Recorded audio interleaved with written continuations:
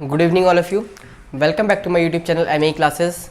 Today's topic is types of fluid. ठीक है, तो चलिए स्टार्ट करते हैं. क्या होता है ठीक टाइप्स ऑफ फ्लूइड की अगर मैं बात करूंगा तो देखिए पहले मैं आपको पता होना चाहिए फ्लूइड वगैरह क्या होता है. तो इसकी मैं बेसिक वीडियोस आपको डाल चुका हूँ, पहले ही अपलोड कर चुका हूँ, तो आप ज़रा चेक कर सकते हैं वहाँ जाके. ठीक है, तो देखिए टाइप्स ऑफ फ्लूइड में क्या है. तो देखिए फ्लूइड जो होते हैं हमारे वो दो टाइप के होते हैं. कौन कौन से? एक होता है हमारे पास न्यूटोनियन फ्लूइड, ठीक है, और सेकंड होता है हमारा नॉन न्यूटोनियन फ्लूइड.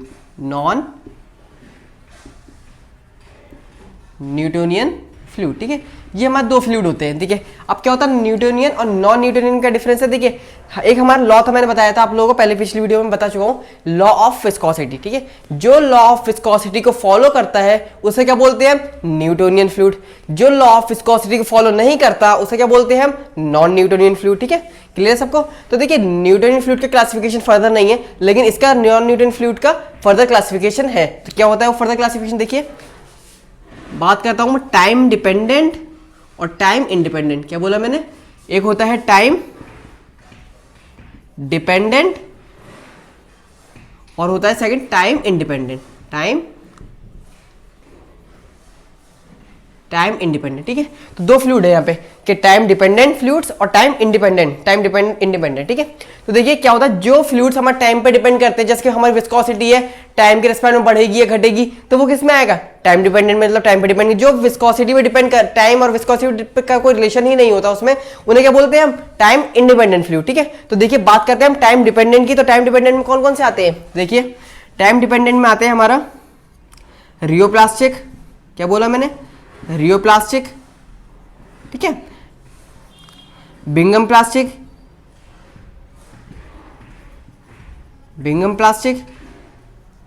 और लास्ट होता है हमारा थिक्सोप्लास्टिक. ठीक है, ये हमारे किस में आते हैं? टाइम डिपेंडेंट में. ये तीनों टाइम पे डिपेंड करती हैं, तीन की विस्कोसिटी. ठीक है, अब मैं बात करूं टाइम इंडिपेंडेंट की, तो वो होता है डिलिटेंट. ठीक है, सेकंड होता है हमारा सीडो प्लास्टिक. ठीक है, तो ये होता है. देखिए क्या मैंने बताया, नॉन न्यूटोनियन में दो, time dependent, time independent. Time dependent में जो आते हैं वो होता है रियोप्लास्टिक, बिंगम प्लास्टिक और थिक्सोप्लास्टिक. ठीक है, और टाइम इंडिपेंडेंट में कौन सा आता है? डिलिटेंट और सीडोप्लास्टिक. ठीक है, तो ये नाम याद रखिएगा. आप देखिए ये तो डिपेंड करते नहीं है विस्कोसिटी पे. ठीक है, लेकिन इनकी बात करो, रियोप्लास्टिक जो होती है वो विस्कोसिटी के साथ जो है, विस्कोसिटी और टाइम में डायरेक्टली प्रोपोर्शनल रिलेशन होता है. मतलब अगर टाइम बढ़ेगा तो विस्कोसिटी भी बढ़ेगी. किसकी बात कर रहा हूं मैं? रियोप्लास्टिक. थिक्सोप्लास्टिक की अगर मैं बात करूंगा तो वो विस्कोसिटी के साथ टाइम के रिस्पेक्ट में इनवर्सली प्रोपोर्शन होते हैं. ठीक है, अगर विस्कोसिटी बढ़ेगी तो टाइम घटेगा, तो टाइम के साथ साथ विस्कोसिटी इसकी घटती है. किसकी? थिक्सोप्लास्टिक की. और रियोप्लास्टिक की क्या होते हैं? टाइम के साथ साथ विस्कोसिटी बढ़ती रहती है. ठीक है, तो ये हुआ रियोप्लास्टिक, थिक्सोप्लास्टिक, टाइम डिपेंडेंट और टाइम इंडिपेंडेंट की बात हो. ठीक है, अब इनमें एक चीज और देखिए, एक होती है इनिशियल स्ट्रेस. क्या बोल रहा हूं मैं? Initial stress. तो देखिए ध्यान याद रखिएगा, इनिशियल स्ट्रेस जो होती है वो डिलिटेंट की अगर मैं बात करूंगा वो होती है इनिशियल स्ट्रेस 0. क्या होती है? 0 दोनों में. और यहां पे जो होती है नॉट इक्वल टू 0. क्या बोला मैंने? नॉट इक्वल टू 0 तीनों में.